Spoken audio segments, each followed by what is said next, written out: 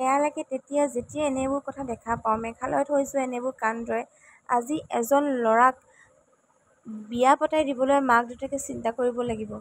সেইজনী ছোৱালী কি ভাবি যদি তাৰ পচন্দই নাছিল তেনেহ'লে বিয়া পাতিব কিয় লাগিছিল?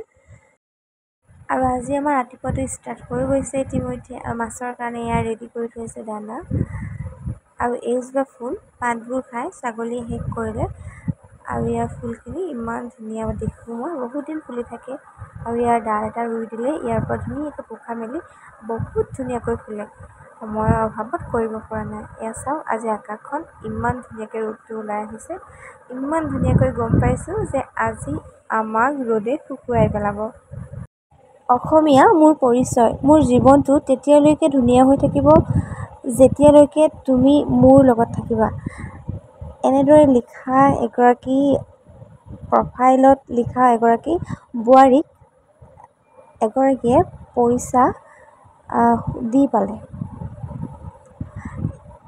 আৰু তেখেতে এতিয়া ফেচবুক পষ্টত লিখিছে, মোক এইগৰাকীয়ে পকোৱা সূতা গামোচা দিম বুলি কৈ পোৱালুমৰ গামোচা দি টকা খালে। লখিমপুৰৰ নাওবৈচা থানাৰ ওচৰত ঘৰ বুলি কৈছিল। মই বিশ্বাসত অনলাইন টকা দিছিলোঁ। এতিয়া মোক ব্লক কৰিছে সকলোতে। মানুহক ঠগি বেপাৰ কৰিব আহিছে। আৰু কেইবাগৰাকীমানৰো টকা খালে শুনিছোঁ। এনেদৰে লিখি দিছে।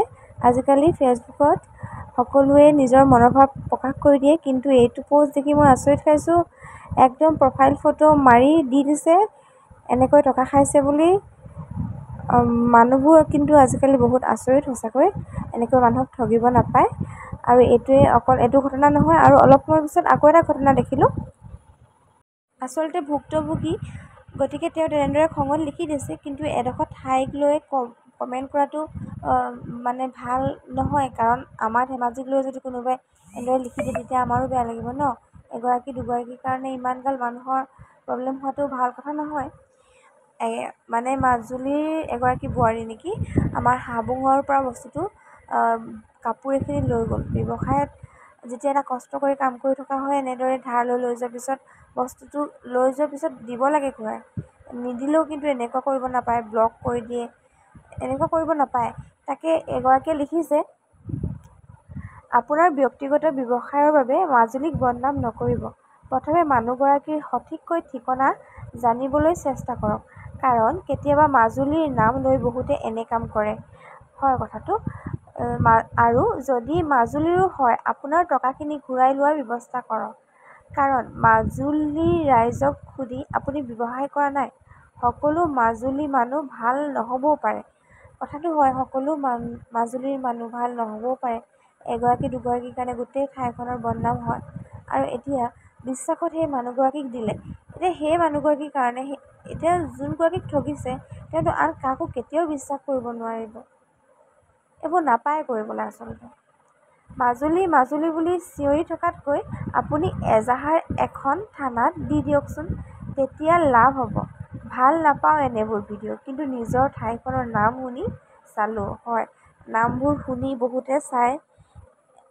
আৰু নিজৰ ঠাইখন বদনাম হোৱাটো কোনো নিবিচাৰে। আৰু পাৰিলে প্ৰশাসনৰ ওচৰ চাপক। মাজুলীৰ বদনাম নকৰিব। তেখেতৰ ফটো দি দিয়ক। মানুহৰ 5টা আঙুলি সমান নহয়। ভাল বেয়া মানুহ সকলোতে থাকে। কিন্তু আইনী ব্যৱস্থা লওক। মাজুলী চিঞৰি নাথাকিব। যিহেতু মই কৰা নাই বা বেলেগ এজনে কৰা নাই, মাজুলী বুলি কৈ চবৰে গাত লাগি যায়। এজনে আপোনাক ঠগাৰ মাকৰ ঘৰ বেলেগ এখন ঘৰলৈ বিয়া হৈ যায়, তেতিয়া তেখেতৰ ঘৰৰ মানুহজনৰ ঘৰখনহে আচল ঘৰ হয়। আৰু মাকৰ ঘৰখন আলহী ঘৰ বুলি কয়। সেইকাৰণে অলপ ভালকৈ ক'ব লাগে কথাবোৰ। এনেদৰে লিখিছে। হয়, যেতিয়া নিজৰ ঠাইখনৰ নামটো কোৱা হয় তেতিয়া সকলোৰে গাত লাগিবই। কিন্তু মানুহে এনেকুৱা ভুল কাম কৰিব নালাগে যাৰ কাৰণে নিজৰ ঠাইখনৰ বদনাম হয়। আজি মই এইকেইটা কমেণ্ট পাই আপোনালোকক শুনাবলৈ মন গ'ল। আমি সঁচাকৈ সজাগ হ'বৰ হ'ল। এইখিনি কাপোৰৰ ক্ষেত্ৰত ঠগিছে, কিন্তু মানুহে মানুহৰ জীৱনতো ঠগি দিয়ে। মানুহে মানুহৰ জীৱনত এনে একোটা বিপদ আনি দিছে যিটো আমি ভাবিব নোৱাৰোঁ। এই কেইদিনমানৰ আগত এই কেইদিনমানৰ আগত যিটো ঘটনা ঘটিছে হানিমুন কাণ্ডৰ মেঘালয়ত গৈ শুনি আচৰিত, কেনেকৈ এজন নতুন নিজৰ মানুহজনক কেনেকৈ মাৰিব পাৰিলে বাৰু। ইমান বেয়া ঘটনা, এইবোৰ শুনাও পাপ। আজিকালি দিনে দিনে এইবোৰ বাঢ়ি বাঢ়ি গৈ আছে। আৰু আজিকালি ছোৱালীবোৰ গুৱাহাটীত যেতিয়া পঢ়িবলৈ যায়, কেইজনীমান ছোৱালীৰ কাৰণে বাকী সকলোৰে বদনাম আৰু ভয় লগা কাণ্ড হৈ গৈছে। পঢ়াৰ নামতে আজিকালি গোটেই সমাজখন আমি যে কোনফালে ঢাল খুৱাই লৈ গৈছে মানুহবোৰে ধৰিব পৰা নাই, বুজিব পৰা নাই। ইমান শিক্ষাৰ প্ৰয়োজন নাই আমাক। আৰু এতিয়া হাঁহি কৈ আছোঁ যদি এইটো মোৰ ডেইলি ব্লগ হিচাপে আপোনালোকক আগবঢ়াইছোঁ, কিন্তু ডেইলি ব্লগত মই এইটো কৈছোঁ আপোনালোকক কৈ থাকিব বেয়া পাইছোঁ। সময়বোৰ মাত্ৰ ধৰি ৰাখিছোঁ, সেইটো কাৰণে মই এইখিনি কথা আপোনালোকক ক'বলৈ মন গৈছে কাৰণে কৈ আছোঁ। এতিয়া মই নিজে দেখি থকা কথা, এজনী ছোৱালীজনী ভাড়াঘৰত থাকে, দিনটো ৰুমত শুই থাকে। ওচৰৰ দোকানখনৰ পৰা চিজ পেকেট লৈ ৰুমত সোমাই থাকে। ড্ৰেছ আধা মিটাৰ কাপোৰ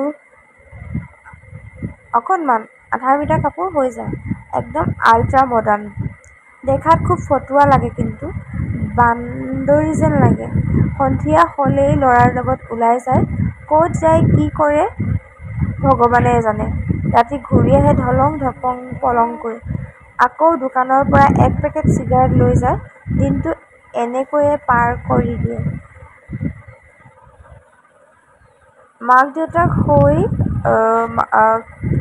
গাঁৱত থকা মাক দেউতাকক কৈ ফুৰে, আমাৰ মইনাই গুৱাহাটী ভাল জব কৰে, একদম বিজি থাকে, আৰু এইবোৰ কৰি নিজক বিক্ৰী কৰি লাখটকীয়া আইফোন লৈ ঘূৰি ফুৰে। কেতিয়াবা ভাল ল'ৰা এটা পতাই লৈ বিয়া হৈ গুচি যায়, লখিমী বোৱাৰী হয়। এইটোৱে জীৱন আজিকালি। আৰু সিহঁতৰ কাৰণে ভাল ছোৱালীবোৰ মানে বেয়া হৈ গৈছে। এনেকুৱা ঘটনা হৈ গৈছে। কি ক'ম আপোনালোকক আৰু, বুজি পাইছে নহয়। আমি মানে এতিয়া সন্ধিয়াখিনি টাইমত ঘূৰি ফুৰিছিলোঁ। ঘূৰি ফুৰোঁতে সিহঁতি মোক হানিমুন কাণ্ডটোৰ কথা কৈছে। মই ফেচবুকত বহুত ফুৰোঁ বুলি আপোনালোকে ভাবিব পাৰে, কিন্তু সঁচা কথা ক'বলৈ গ'লে মই মোৰ যিকণ সময় পাওঁ তাত অকণমান সময় মই এনেকৈ দিওঁ, কিন্তু বেছিভাগ চাব পৰা নাছিলোঁ। কিন্তু আজি যিবোৰ কথা শুনিলোঁ, আজি মই দেখিছে আপোনালোকে দিনটোত কিমান ওলাই গৈছোঁ, কিমান কি কৰিছোঁ, কিমান মানুহৰ জীৱন দেখিছোঁ, কিমান কষ্টত মানুহ জীয়াই আছে সেইবোৰ দেখিছোঁ। সেইবোৰ দেখাৰ পিছত সঁচাকৈ অনুভৱ হৈছে আমি আচলতে কি কৰি আহিছোঁ।